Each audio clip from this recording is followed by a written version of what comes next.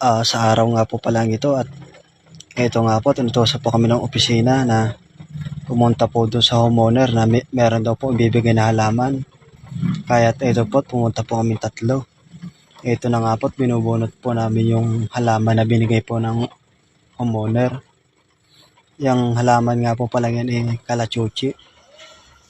Maganda po yung bulaklak niya.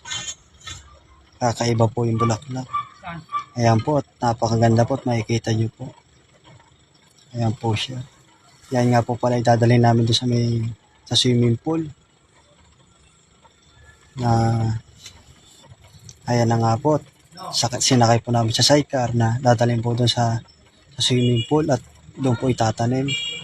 Ayan na nga po, naitanim na po namin. Ilang puno po yan, bali po ay 4. Yan na nga po, makikita nyo. Diyan po yan sa malapit sa swimming pool. Siya nga po pala, huwag pong kalimutan pakipalo po aking page. Pa-like at pa-share na rin po. Maraming salamat po mga kagengeng.